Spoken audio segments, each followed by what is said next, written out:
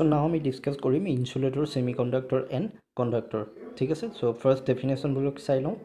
Insulator definition to চাওঁ কি কৈছে, a material which does not allow current to flow through it। হল এটা যেটো material তাৰ মাজেদি কোনো current flow হ'ব নিদিয়ে হেতুকে আমি কি কৈ আছো insulator বুলি কৈ আছো। ঠিক আছে, তো ইয়াৰ ওয়াৰ্কিংটো আমি নেক্সট স্টেপত চাম। তো এতিয়া আমি ইনসুলেটৰৰ কি চাওঁ, এক্সাম্পল কিছুমান চাওঁ। এক্সাম্পল হৈ গ'ল তোমাৰ যেনে PVC ৱেৰ, যাৰ মাজেদি কোনো ইলেক্ট্ৰিচিটি পাছ হ'ব নোৱাৰে, কাৰেণ্ট ফ্ল' হ'ব নোৱাৰে। গ্লাছ, নেক্সট গ্লাছ, ইয়াৰ মাজেদি কাৰেণ্ট ফ্ল' হ'ব নোৱাৰে, ই ইনচুলেটৰ। Paper insulator. তাৰপিছত আমি যদি চাওঁ ৰাবাৰ, ইয়াৰ মাজেদিও ইলেক্ট্ৰিচিটি ফ্ল' হ'ব নোৱাৰে, insulator. Wood all are insulator. Next আমি চাওঁ semiconductor, a material which has conductivity between conductor and insulator. ঠিক আছে, ইয়াৰ কণ্ডাক্টিভিটিটো কিহত থাকে, কণ্ডাক্টৰতকৈ কম থাকে এণ্ড ইনচুলেটৰতকৈ বেছি থাকে। যেনে তোমাৰ চিলিকন মেটেৰিয়েল, ইহঁতবিলাকে কি কৰে, কাৰেণ্ট ফ্ল' কৰাব পাৰে, বাট জাৰ্মেনিয়াম ইহঁতে কাৰেণ্ট ফ্ল' কৰাব পাৰে, কিন্তু কি হয় ইহঁতৰ কণ্ডাক্টিভিটিটো কণ্ডাক্টৰতকৈ কম থাকে এণ্ড ইনচুলেটৰতকৈ বেছি থাকে। ডায়মণ্ড, ট্ৰিলিয়াম এইবিলাক। তো আমি ৱৰ্কিংটো পিছত চাম। ঠিক আছে, তুমি কণ্ডাক্টৰ চাওঁ, এ মেটেৰিয়েল হুইচ এলাউজ কাৰেণ্ট টু ফ্ল' থ্ৰু ইট। তো সেইটোৱে হৈ গ'ল। ইনচুলেটৰে কি কৰে, কাৰেণ্ট পাছ কৰিব নিদিয়ে। ছেমি কণ্ডাক্টৰে কাৰেণ্ট পাছ কৰিব দিয়ে, বা ইয়াৰ কণ্ডাক্টিভিটিটো কণ্ডাক্টৰতকৈ কম হয় এণ্ড ইনচুলেটৰতকৈ বেছি হয়। তো কণ্ডাক্টৰে কি কৰে, কাৰেণ্ট পাছ কৰিব দিয়ে। যেনে কপাৰ ৱেৰ, এলুমিনিয়াম এইবিলাকৰ মাজেদি আমি জানো কাৰেণ্ট ইজিলি পাছ হ'ব পাৰে, কাৰেণ্ট ইজিলি ইয়াৰ মাজেদি যাব পাৰে। গ'ল্ড, চিলভাৰ, আইৰণ এইবিলাক হৈ গ'ল কণ্ডাক্টৰৰ এক্সাম্পল। ঠিক আছে, তো এতিয়া আমি ৱৰ্কিংবিলাক চাম। তো আমি যদি এতিয়া এটম এটাৰ কথা চাওঁ, এটম কি হয়, আমি কি জানো যে smallest particle of N element, আমি চবেই জানো। তো এটমটোৰ কি হয়, একদম চেণ্টাৰ মষ্টত কি থাকে, নিউক্লিয়াছ থাকে। নিউক্লিয়াছত কি থাকে আমাৰ, প্ৰটন এণ্ড নিউট্ৰন। নিউট্ৰনটোত কি হয়, কোনো ধৰণৰ চাৰ্জ নাথাকে, আৰু প্ৰটন কি হয়, পজিটিভলি চাৰ্জ, আমি জানো। আৰু ইলেক্ট্ৰন কি হয়, নিগেটিভলি চাৰ্জ।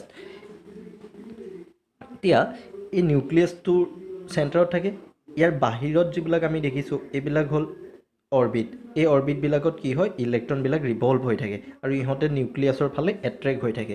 হ'ল আমাৰ এটমটোৰ ভিতৰত কি থাকে, নিউক্লিয়াছ থাকে, আৰু বাহিৰৰ যিবিলাক অৰবিট হয়, অৰবিটবিলাকত আমাৰ কি থাকে, ইলেক্ট্ৰন থাকে, আৰু ইলেক্ট্ৰনবিলাকে নিউক্লিয়াছৰ ফালে এট্ৰেক্ট হৈ থাকে। এতিয়া কথা হ'ল, ফাৰ্ষ্ট অৰবিটটোৰ যিটো আমাৰ এনাৰ্জি লেভেল হয় সেইটো বহুত কম হয়, তাতকৈ পিছৰ নেক্সট অৰবিটৰ এনাৰ্জি লেভেলটো বেছি। তেনেকৈ কি হয়, ইলেক্ট্ৰনবিলাক যেতিয়া আমি কিবা হিট দিওঁ, বা ইয়াক আমি টেম্পাৰেচাৰ ইয়াৰে বঢ়াই দিওঁ এটমটোত, তেতিয়া কি হয়, ইলেক্ট্ৰনবিলাকে লোৱাৰ এনাৰ্জি লেভেলৰ পৰা হায়াৰ এনাৰ্জি লেভেললৈ জাম্প কৰিব পাৰে। ঠিক আছে, তো আমাৰ যিটো লাষ্ট অৰবিট আছে, লাষ্ট অৰবিটটোত যিখিনি ইলেক্ট্ৰন থাকে, তো সিহঁতে কি কৰে, বেলেগ এটা তাতকৈ হায়াৰ এনাৰ্জি লেভেললৈ সিহঁতে জাম্প কৰিবলৈ ট্ৰাই কৰে, আৰু সেই লাষ্ট অৰবিটত থকা লাষ্ট অৰবিটটোকে আমি কি কওঁ, ভেলেন্স বেণ্ড বুলি কওঁ। ঠিক আছে, আৰু ইয়াত থকা ইলেক্ট্ৰনবিলাক যেতিয়া জাম্প কৰি বেলেগ এটা এটমৰ বেলেগ এটা আউটাৰমষ্ট চেলত সিহঁতে গৈ এণ্ট্ৰি কৰে, তেতিয়া সেইটোকে আমি কি কওঁ, কণ্ডাকশ্যন বেণ্ড বুলি কওঁ। ঠিক আছে, যিটো আমি দেখিছোঁ এইটো কণ্ডাকশ্যন বেণ্ড এণ্ড ভেলেন্স বেণ্ড। তো আমি এইটোৱে মনত ৰাখিম চিম্পলি যে ভেলেন্স বেণ্ডৰ পৰা ইলেক্ট্ৰনবিলাক কণ্ডাকশ্যন বেণ্ডলৈ জাম্প কৰিব পাৰে।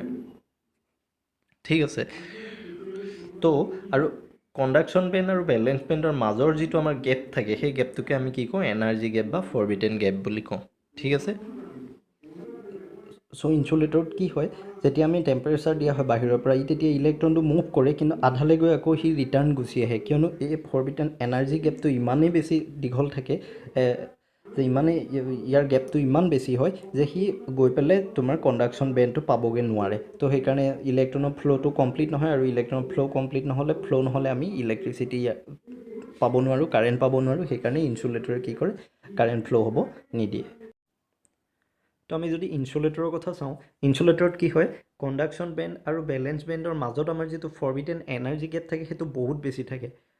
এই এপ্ৰক্স মোৰ দেন থ্ৰী ইলেক্ট্ৰন ভল্ট মান হৈ যায়। ঠিক আছে, চ' এনাৰ্জি গেপটো ইমান বেছি হয় যে এই ভেলেন্স বেণ্ডত থকা কোনো ইলেক্ট্ৰন কণ্ডাকশ্যন বেণ্ডলৈ আমাৰ ফ্ল' কৰিব নোৱাৰে। আৰু আমি কি জানো, ইলেক্ট্ৰন ফ্ল' হ'লেহে কাৰেণ্ট পোৱা যায়। যেতিয়া কোনো ইলেক্ট্ৰন কণ্ডাকশ্যন বেণ্ডলৈ ফ্ল' কৰিব নোৱাৰে, তেতিয়াহ'লে কি হ'ব, ইয়াতে কোনো আমাৰ ইলেক্ট্ৰিচিটি ফ্ল' নহ'ব। যেনে ফৰ এক্সাম্পল গ্লাছ, তো ইয়াতে আমাৰ কি হয়, ভেলেন্স বেণ্ডত ইলেক্ট্ৰনবিলাক কমপ্লিটলি ফিল হৈ থাকে। চ' ইয়াতে কোনো ফ্ৰী ইলেক্ট্ৰন নাথাকে যে সি কণ্ডাকশ্যন বেণ্ডলৈ জাম্প কৰিব পাৰে।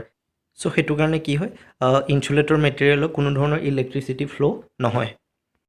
নেক্সট আমি যদি ছেমি কণ্ডাক্টৰৰ কথা চাওঁ, সেমিকণ্ডাক্টৰত কি থাকে আমি দেখিছোঁ কণ্ডাকশ্যন বেণ্ড আৰু ভেলেন্স বেণ্ডৰ মাজৰ এনাৰ্জি গেপটো কম থাকে ইনচুলেটৰত বহুত থাকে জাৰ্মেনিয়াম চিলিকন এইবিলাক হৈ গ'ল আমাৰ সেমিকণ্ডাক্টৰ তো ইহঁতৰ মাজত কি হয় এনাৰ্জি গেপটো বহুত কম থাকে সেইকাৰণে কি হয় ভেলেন্স বেণ্ডত থকা যিটো আমাৰ ফ্ৰী ইলেক্ট্ৰন থাকে সেইবিলাক আমাৰ কণ্ডাকশ্যন বেণ্ডলৈ ইজিলি জাম্প কৰিব পাৰে তো সেইটোৰ কাৰণে কি হয় ইলেক্ট্ৰন যেতিয়া জাম্প কৰিলে তেতিয়া আমি কি পাওঁ আমি ইলেক্ট্ৰিচিটি ফ্ল' পাওঁ তো সেইকাৰণে ছেমিকণ্ডাক্টৰৰ মাজেদি ইলেক্ট্ৰিচিটি চামহাও ফ্ল' কৰিব পাৰে তো ফাৰ্ষ্ট কি হয় ইহঁতৰ ছাপ'জ 0 কেলভিনত আছিলে যেতিয়া আমি টেম্পাৰেচাৰটো ৰাইজ কৰিলোঁ এইটো কি দেখিছোঁ আমি ভেলেন্স বেণ্ডত থকা ইলেক্ট্ৰনবিলাক কণ্ডাকশ্যন বেণ্ডলৈ ফ্ল' কৰিব পাৰিছে জাম্প কৰিব পাৰিছে সেইকাৰণে ইয়াৰ মাজেদি এটা ইলেক্ট্ৰিচিটি আমাৰ ফ্ল' হৈছে ঠিক আছে